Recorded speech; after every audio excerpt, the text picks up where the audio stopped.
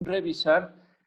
Estuvimos nosotros analizando la temática en la clase anterior, lo referente a las constituciones que se han venido dando a lo largo de nuestro país y principalmente estuvimos revisando las constituciones más relevantes y las más importantes que se han presentado y han plasmado cambios a índole de ciudadanía o en índole de lo que es cuestiones políticas y económicas. Revisamos la clase anterior las constituciones como formas de expresiones políticas y sociales.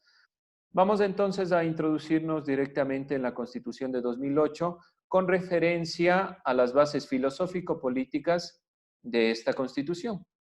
¿Qué sabemos y qué recordamos sobre el buen vivir? Ya lo vimos en clases anteriores, estuvimos nosotros analizando en filosofía qué era el summa causa y qué era el buen vivir. ¿Qué recordamos sobre el buen vivir? ¿Qué era? Recordando nuestras clases de filosofía, ¿qué podemos decir que era el buen vivir? Alguien así Estar en aleatoriamente. armonía con lo que nos rodea. ¿Tener qué? Perdón, no oí la palabra. Estar en armonía con lo que nos rodea. Ya, estar en armonía con lo que nos rodea es uno de los principios fundamentales del buen vivir. Hay una relación de la naturaleza con el ser humano. ¿Qué más podemos decir del buen vivir? Una es la relación, otra. ¿Qué más podemos nosotros analizar sobre el buen vivir?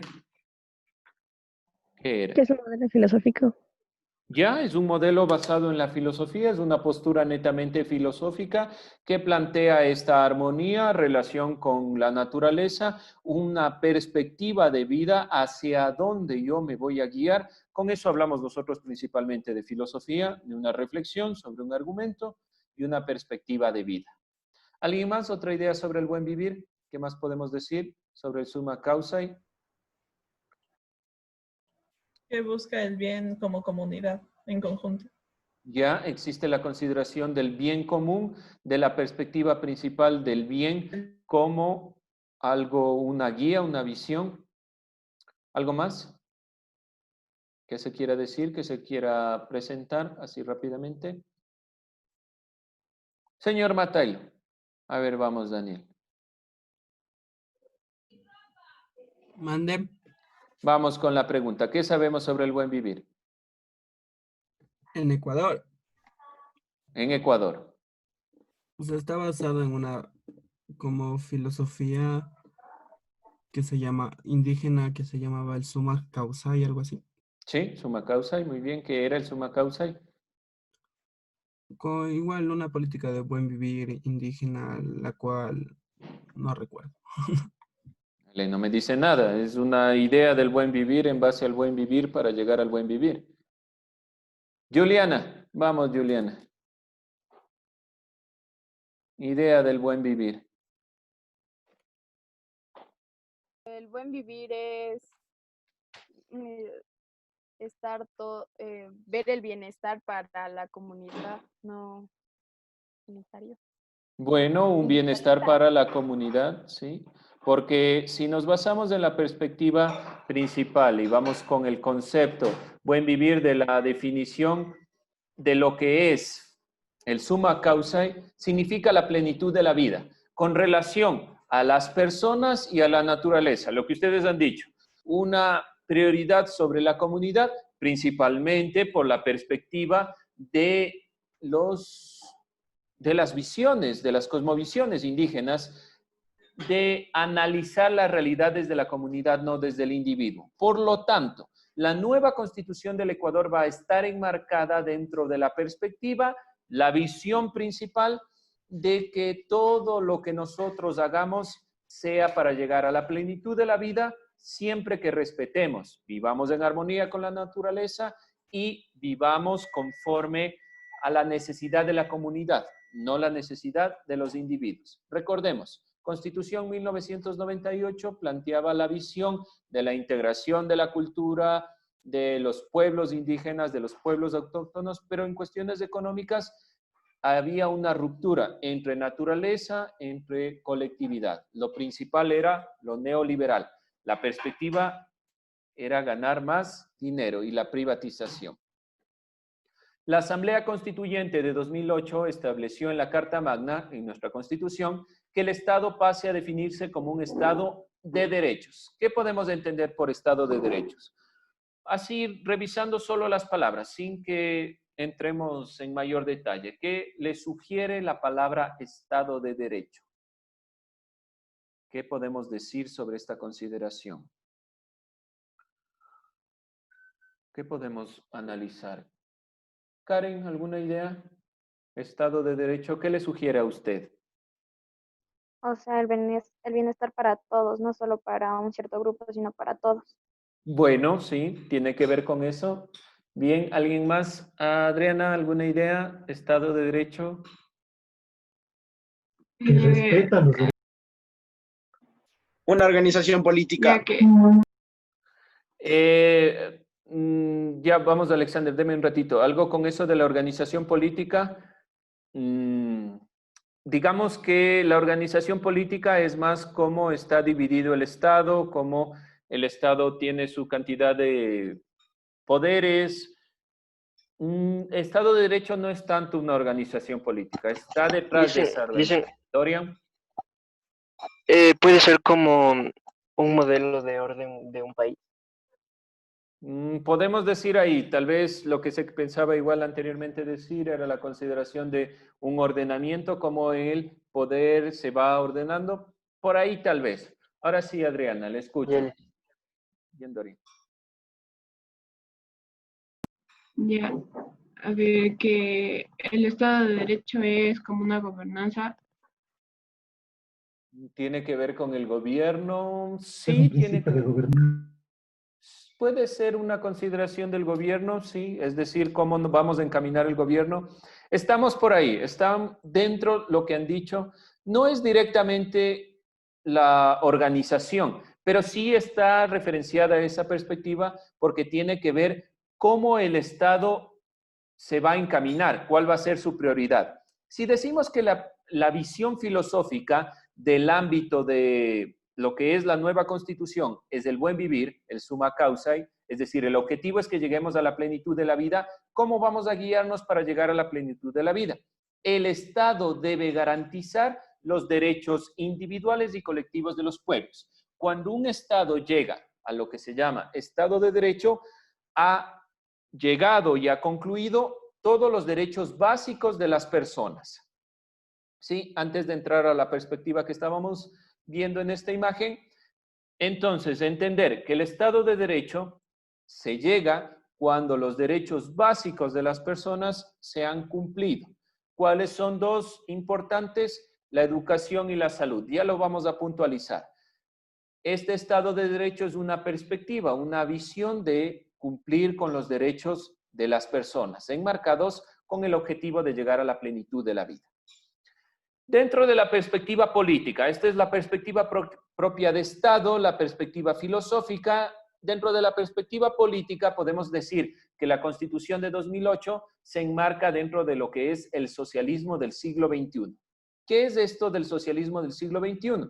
Es una perspectiva socialista planteada como visión general que el centro de todo lo que nosotros hagamos como Estado, de toda la política pública, de todo el dinero que se vaya invirtiendo, será en función del ser humano. Todo el proyecto es del ser humano. Ya no la acumulación de capital, ya no el dinero, ya no la consideración de generar más bancos, sino el ser humano y su condición social. Por eso es un retomar de estos socialismos. Pero ¿dónde está el cambio? ¿Por qué socialismo del siglo XXI? Y no hablar de un socialismo como el de Rusia, un comunismo como el de Rusia, como el de Cuba. ¿Por qué no hablar de un comunismo socialismo también como el de China, como este populismo de China? ¿Por qué socialismo del siglo XXI? ¿Qué creen que le diferencia el socialismo del siglo XXI de las perspectivas políticas del socialismo del siglo XX, principalmente? ¿Qué creen ustedes? Que tiene más libertades. Bueno, una de las consideraciones es la libertad, hay más opción de que las minorías puedan opinar. ¿Sí? ¿Otra idea? ¿Qué podemos decir? Diferencia el socialismo del siglo XXI del socialismo, por ejemplo, pongamos el caso de China. ¿cuál será la diferencia? O el caso de la Rusia, de la Unión Soviética, o del Norcorea, ¿cuál será la diferencia? Cuba, que es un caso más cercano. Que un Estado socialista del siglo XXI es democrático y no tiene un poder totalitario. Perfecto, gracias, señor Matailo. Gracias, Daniel. Claramente, el socialismo del siglo XXI marca la perspectiva y la ruptura con los socialismos anteriores, que es la democracia. Se instaura desde la perspectiva de la democracia. El presidente no sube por una dictadura, por la caída de otro presidente, sino que sube por voto popular. Por lo tanto, la perspectiva también en Estado de Derecho es que podamos elegir a nuestros gobernantes. Uno de los derechos básicos, no hay que olvidarnos, es el derecho al voto. Por lo tanto, el socialismo del siglo XXI no es un socialismo represivo. El socialismo intenta guiar la perspectiva del humano en comunidad, en sociedad, pero siempre con la visión de que se pueda opinar, dar nuestra visión, nuestro punto de vista frente a lo que el Estado va haciendo.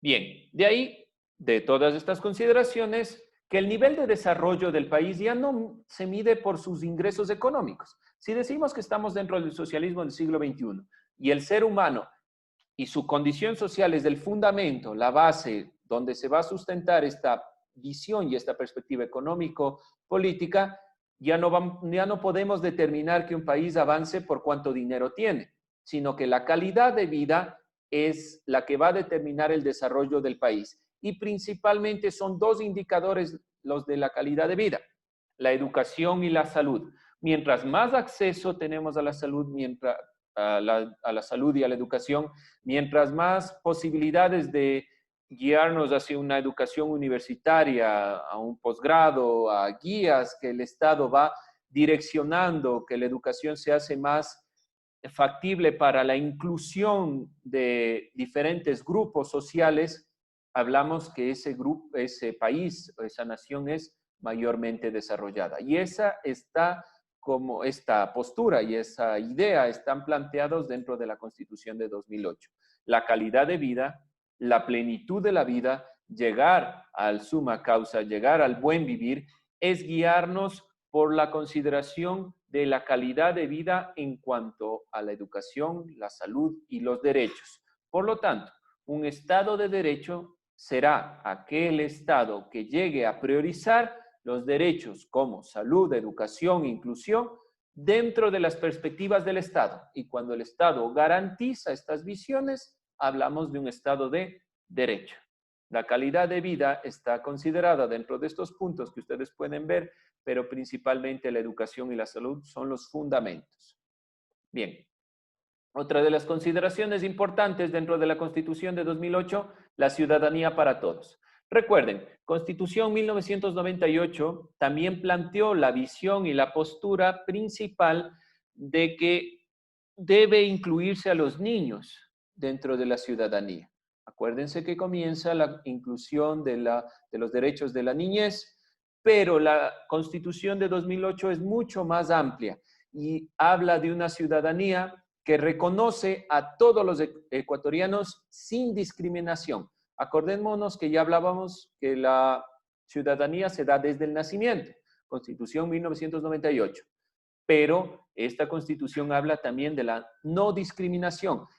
No podemos discriminar según la Constitución, aún sea por etnia, por condición social, por criterio, por punto de vista. Por lo tanto, la Constitución de 2008 es mucho más incluyente e influyente en el sentido de que muestra los diferentes puntos de vista. Esto también se relaciona en cuestiones filosóficas con el criterio del socialismo del siglo XXI y la visión del summa causa. Por lo tanto, lo que hemos venido revisando en filosofía se relaciona con ciudadanía en tanto los puntos y las perspectivas de la Constitución de 2008 están fundamentadas en criterios filosóficos, de ideas. Se planteó desde la Constituyente de 2007-2008 que debemos generar una Constitución que abarque a la totalidad de nuestros habitantes, que sea una constitución con criterio, con razonamiento, no solo por intereses políticos crear inclusión, sino crear inclusión basada en un fundamento. ¿Dónde estaba planteado el problema de la Constitución de 1998? Que era una constitución que incluía derechos de los pueblos, derechos de las nacionalidades, derechos de los niños, pero el modelo era económicamente neoliberal, capitalista, donde solo nos interesaba el ingreso económico por parte de los bancos. Ahí no había relación entre el criterio político, económico y social, donde la Constitución de 2008 intenta integrar. Acordémonos de otra consideración. Se concibe la idea de un Estado-nación.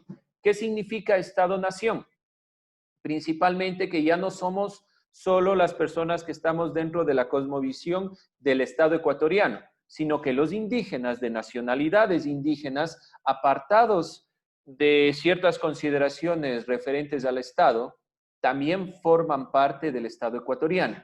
Y hay que incluirlos por la consideración principal de que hay que guiarnos por la igualdad, el desarrollo y la perspectiva de la no discriminación. Ahora, hay que superar el regionalismo.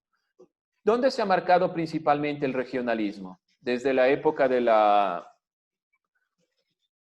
desde la época de la Gran Colombia y la inclusión del Ecuador como Estado republicano desde 1830. ¿Cuáles han sido los principales regionalismos que nosotros hemos visto? ¿Alguien, alguna idea qué regionalismo podemos enmarcar como uno de los más fuertes? Costa y Sierra. Costa y Sierra, muy bien. El regionalismo más fuerte siempre ha sido la capital, Quito con Guayaquil. No se olviden que desde la época de la Gran Colombia, el Distrito del Sur estaba dividido en 3 partes. Esa división nos marcó también el momento que nos incluimos en lo que es la República. Desde 1830 seguía existiendo la separación costa-sierra.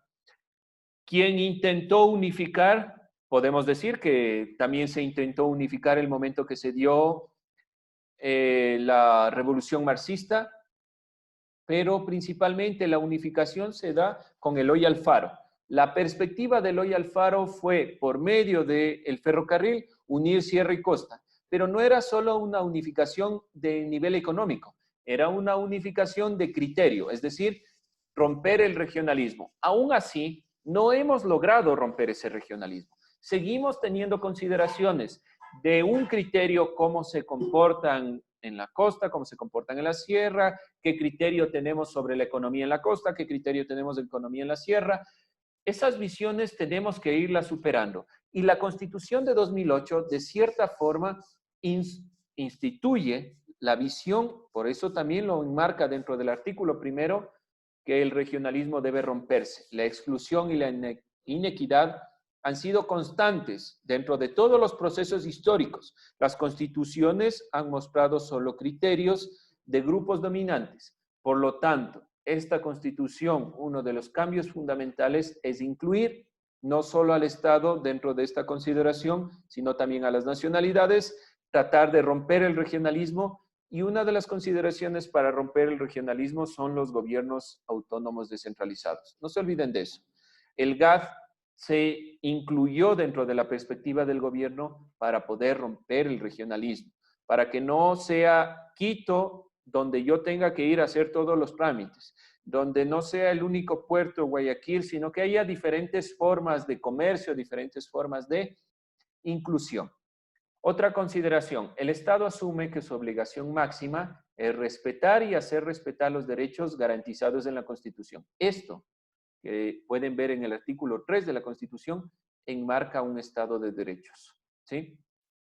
Un Estado de derechos se constituye y se enmarca cuando el Estado asume su obligación máxima de respetar y hacer respetar los derechos garantizados en la Constitución. ¿Cuáles son los derechos fundamentales? Educación, salud y estas consideraciones que tienen que ver con los temas básicos, acceso, por ejemplo, al trabajo, tener un salario mínimo, no tener opresión por parte de los trabajadores, es decir, tener una guía donde los derechos sean el fundamento, fundamentado principalmente en los derechos humanos y la carta principal de la Declaración Universal de los Derechos Humanos que deben regir a todas las constituciones. ¿Preguntas, dudas, crisis existenciales? ¿No? Bien. Otra consideración, los derechos individuales y colectivos de la naturaleza. Es la primera constitución que incluye a la naturaleza como sujeto de derechos. La naturaleza era parte de la explotación, acuérdense. Modelo neoliberal. ¿Cuál es el fundamento del modelo neoliberal? La acumulación de dinero por medio del capitalismo, lo que significa que la tierra es para ser explotada. La Constitución de 2008 cambia totalmente esta visión.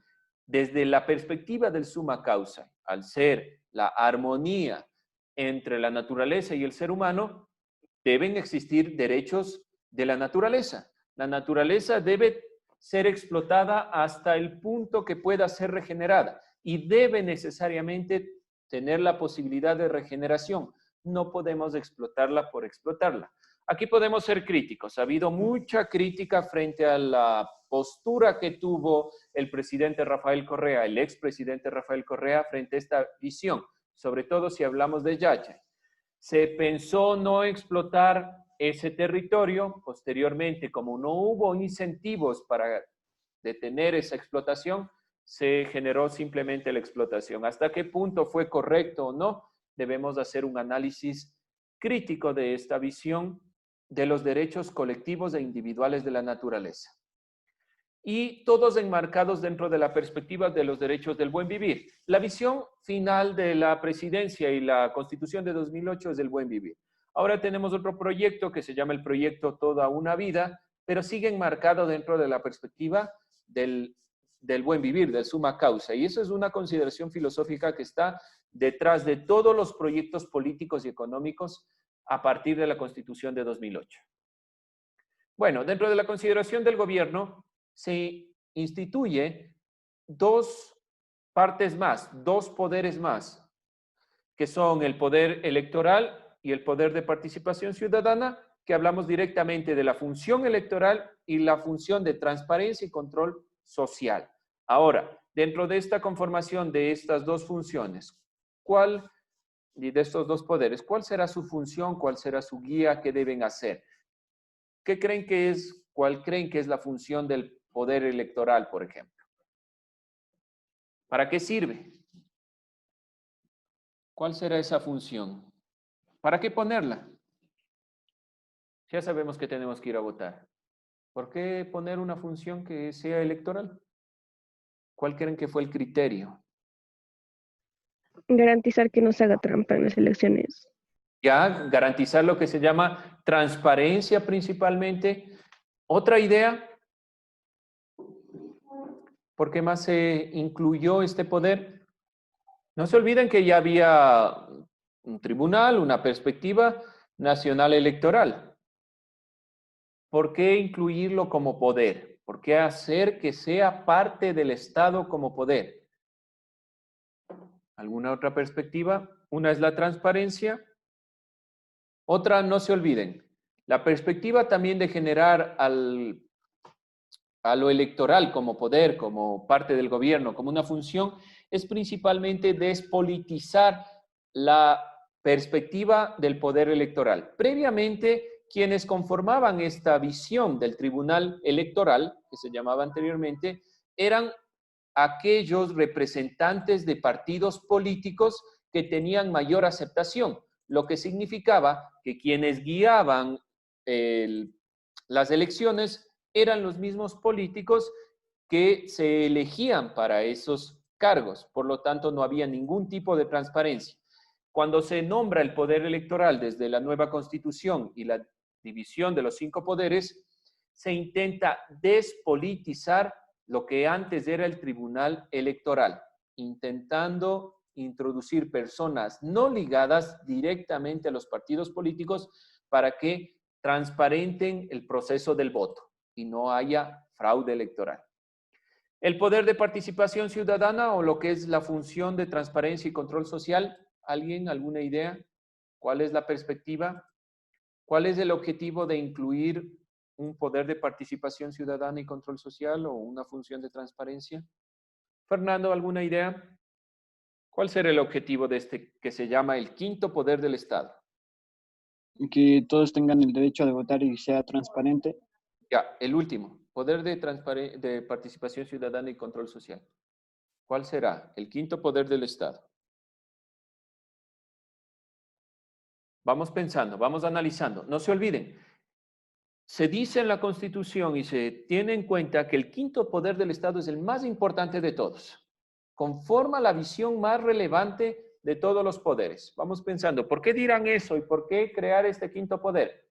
Antes de que alguien me conteste, vamos analizando. ¿Quién controla los otros poderes? La Asamblea Nacional del Estado. La Asamblea, desde el poder legislativo, además de aprobar leyes, debe controlar a los demás poderes. ¿Por qué crear un poder de participación, de control social, si el poder de la Asamblea ya controla a los demás poderes, las demás visiones? ¿Por qué entonces crear un quinto poder del Estado?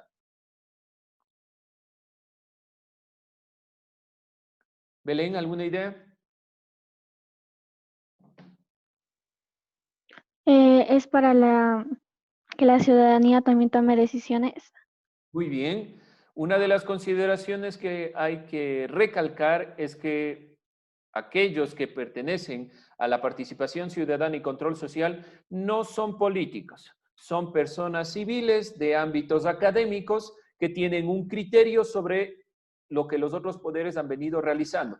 Por lo tanto, la visión principal es lo que se dijo, que las personas tengan la posibilidad de controlar a los demás poderes, sin que sean políticos.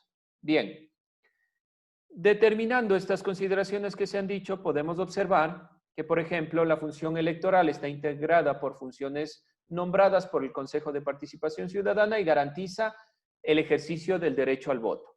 Y la función de transparencia y control social está integrada por personas provenientes de la sociedad civil, que controla, gestiona toda la consideración de la participación ciudadana conforme a lo que los otros poderes y las instancias de los otros poderes vienen realizando para que las personas también puedan tener acceso al mismo. Por lo tanto, es muy importante la función de transparencia y control social porque está ligado directamente a la participación ciudadana.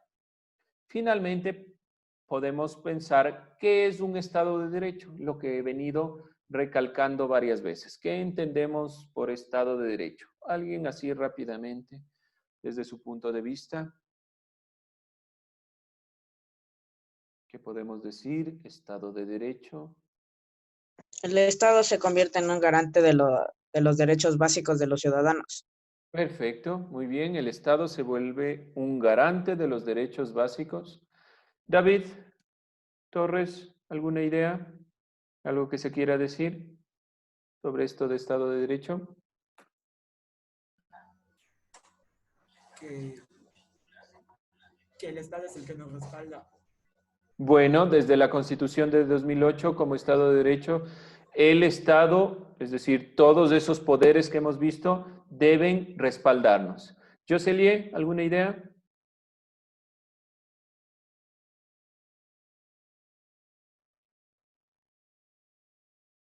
¿Algo más sobre el Estado de Derecho? Vamos analizándole. Antes de eso, Daniela, ¿algo más que se pueda observar, decir un criterio sobre el Estado de Derecho? Samantha, ¿qué podemos decir sobre el Estado de Derecho para concluir? Hemos visto garantía de derechos principalmente. ¿Algo más que se pueda decir con lo que se pueda concluir? Vamos, Samantha. ¿Alguna otra cosa más? Que intentan garantizar los derechos, en especial la educación y la salud. Ya muy bien, ha topado un punto que no podíamos olvidarnos, los derechos básicos y por los cuales se enmarca que una sociedad está avanzando, principalmente son la salud y la educación. Desde la perspectiva netamente de derecho, el Estado de Derecho implica que cada persona está sujeta a la ley, incluidas las personas que son legisladores, y hablamos principalmente que esas personas que están sujetas a la ley deben garantizar los derechos y ellos también deben cumplir sus obligaciones. No son solo los derechos, sino también la consideración de las obligaciones.